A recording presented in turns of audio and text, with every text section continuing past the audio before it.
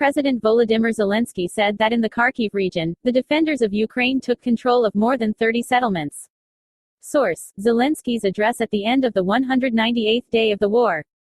Direct speech. Our army, intelligence and SBU continue active operations in several operational areas. Successfully continue. Currently, the armed forces have liberated and taken control of more than 30 settlements in the Kharkiv region. In some villages of the region, measures are being taken to check and secure the territory. We are gradually taking control of new settlements. Everywhere we are returning the Ukrainian flag and protection for all our people. Let's not forget about other areas. Fierce fighting continues in the Donbass and in the south of our country. I ask the Ukrainians from the liberated territory, please report to the representatives of our forces any information you know about the crimes of the occupiers on Ukrainian soil. Background: the armed forces of Ukraine launched a counter-offensive on the Russian-occupied territories of Ukraine. The Ukrainian Defense Forces have already returned more than 1,000 square kilometers to the Kharkiv and South Buj directions under government control.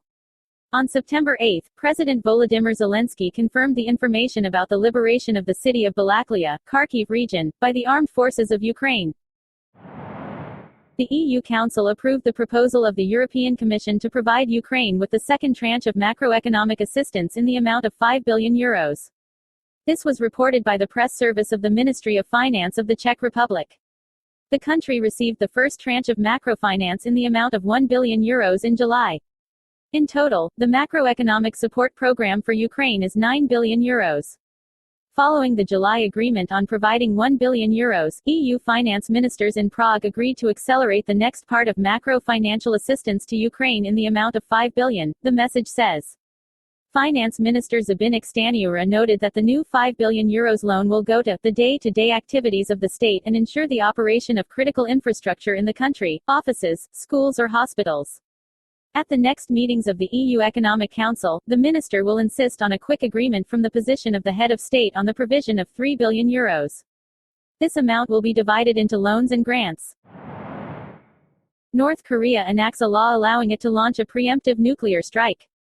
Literally, the new law, if the system of command and control of national nuclear forces is threatened by an attack by enemy forces, a nuclear strike is immediately automatically delivered. Details: the adopted law also notes that the country's nuclear policy is irreversible. North Korean leader Kim Jong-un has said his country will never give up nuclear weapons and missiles needed to counter the United States, which he accused of conducting a pressure campaign to weaken North Korea's defenses and eventually overthrow his government.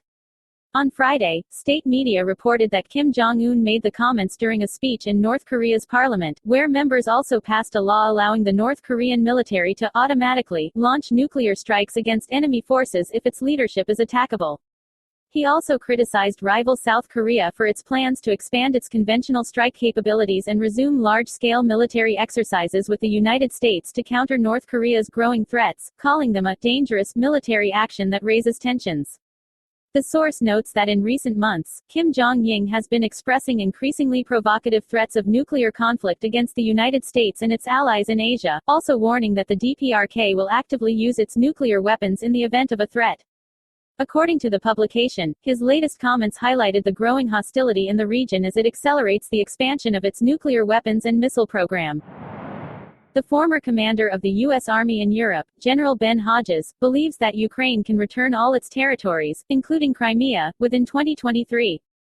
Direct speech: Ukrainians saved their country. They set the conditions under which they can restore full sovereignty, including Crimea, I think within the next year. Details: Hodges noted that 6 months after the start of a full-scale Russian invasion, the supposed second-best army in the world is now the second-best army in Ukraine. After all this time, Russia still controls less than 20% of the territory of Ukraine and its ability to conduct further offensive operations is practically exhausted, he added. Hodges stressed that it was time for Ukraine's Western partners to provide the Kyiv government with the material and moral support it would need to achieve a complete military victory. In turn, George Bajos of the Institute for the Study of War told Newsweek that the Kherson operation could be a kind of litmus test for Ukraine's ability to liberate its territories. If the Ukrainians demonstrate the ability to encircle and besiege a large enemy in Kherson, it would be a great military achievement and it would indicate that they can also do it elsewhere in the east and south, Bajos said. However, in his opinion, it may be several months before a fairly clear picture of Ukrainian achievements near Kherson emerges. By moving elements of Russia's elite First Guards tank army to the south, Bajos said, the Russian Federation has worsened its position in other parts of Ukraine. At the same time, the expert believes that the war is still far from over. From the Ukrainian point of view, it's great that we are discussing whether this can end in 15 months or 37 months. But I still think that we are in for a long war, Bajos said. The end of the war between Ukraine and Russia is the liberation of all Ukrainian territories. If the Russian Federation remains the same as it is, then the start of another war is only a matter of time, Secretary of the National Security and Defense Council Alexei Danilov said in an interview with Voice of America. According to him, therefore, our task is to make Russia such that she does not even have the desire to think that she can attack her neighbors, especially in the way that she did in relation to our country. The official believes that the war between Ukraine and the Russian Federation will be difficult, but Kyiv and its partners must do this job perfectly, in order to finally put an end to the issue of the Kremlin's influence on its closest neighbors. So that the Russian Federation would lose the desire to do such things and poke its nose into Ukraine, tell how we should live.